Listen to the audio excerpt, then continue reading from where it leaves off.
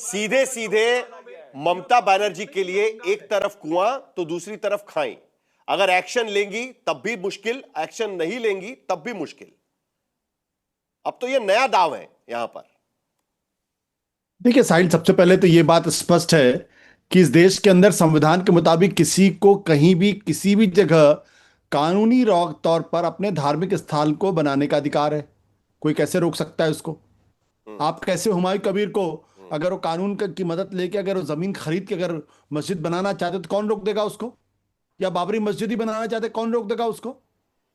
Supreme court ने तो अपने आदेश में साफ तौर पर कहा था कि अयोध्या के अंदर 5 एकड़ जमीन सुप्रीम कोर्ट ने दे रखी, और यह भी कहा कि बाबरी मस्जिद को गिराना एक आपराधिक काम था। उन्होंने यह भी कहा था। तो बाबरी मस्जिद को जिन लोगों ने गिराया, सुप्रीम कोर्ट के हिसाब से क्या उनको अपराधी मान लिया जाए?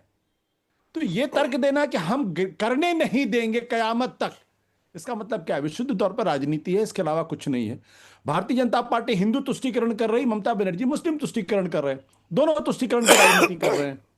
इसमें कोई कोई गुणा भाग लगाने की जरूरत नहीं है। भारतीय जनता पार्टी ये चाहेगी कि जितना बाबरी मस्जिद को लेकर चर्चा हो, जितना उसको लेकर भड़काऊ बयान दिए जाएं, उतना ही हिंदुओं को गोलबंद करने की कोशिश करेंगे। क्योंकि आज की तारीख में भारतीय जनता पार्टी और तृणमूल कांग्रेस के बीच में तकरीबन 6% वोट का फर्क है। और यह 6% वोट का जो फर्क है, यह आसानी से नहीं करने वाला है। 2019 के बाद से भारतीय जनता पार्टी का वोट 38% या 39% से आगे नहीं बढ़ पाया, यहां तक कि 2024 के लोकसभा चुनाव में भी। उसके लिए चिंता यह है कि कैसे इसको ये 43-44% नोट कर पाए। अगर नहीं कर पाएगी तो चुनाव जीतना उसके लिए बहुत मुश्किल काम है।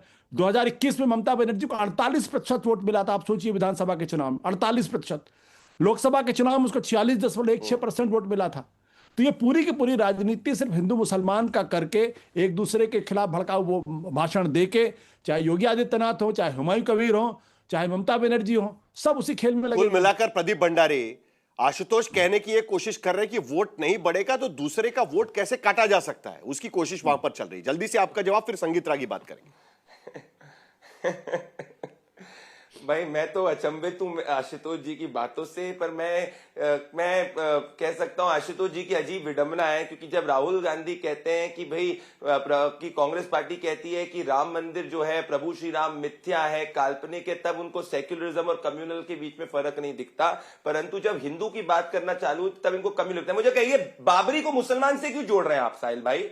मैं कह रहा हूं कोई मस्जिद बनानी वो आपका कानूनी अधिकार है, आप बाबरी को मुसलमान से क्यों जोड़ रहे हैं? बाबरी के तहत आप हिंदुओं को चिढ़ाने की बात कर रहे हैं ना, ये बात है। और उस लॉजिक के हिसाब से तो आशुतोष जी जैसे तमाम लोग अभी तक प्रभु श्री राम के मंदिर पे जो सुप्रीम कोर्ट के ऑर्डर को नहीं मानते, अभी तक जाके कहते कि जो चीज हुई क्रिमिनल है, गलत है, जागपुरा के अभी तक ऑपोजिशन को कोई व्यक्ति आया दर्शन करने? क्या समाजवादी पार्टी के अखिलेश यादव अभी तक दर्शन करने गए? क्या राहुल गांधी दर्शन करने गए? सोनिया गांधी दर्शन करने गए?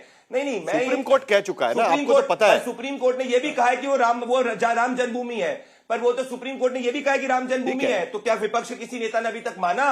नहीं माना ना, क्योंकि इनका वोट बैंक है। मैं साहिल जी सीधी बात पूछ रहा हूं, अरेस्ट क्यों नहीं कर रहे हुमायूं कबीर को? ऐसी क्या घबराहट है?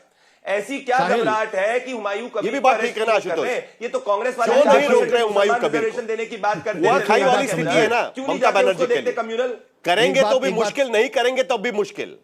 देखिए, आपके चैनल पे गलत बातें नहीं जानी चाहिए। सुप्रीम कोर्ट ने साफ तौर पे कहा है कि वहां पर किसी तरीके के हिंदू मंदिर के अवशेष नहीं मिले। बाबरी मस्जिद गिराना एक क्रिमिनल एक्ट है। ये सुप्रीम कोर्ट ने कहा, मैंने नहीं कहा। ये सुप्रीम कोर्ट ने कहा, मैंने नहीं कहा। सुप्रीम कोर्ट ने कहा है। नहीं, झूठ बोल रही है। सुप्रीम कोर्ट की वर्डिक्ट है कि अयोध्या में प्रभु श्री राम का मंदिर नहीं।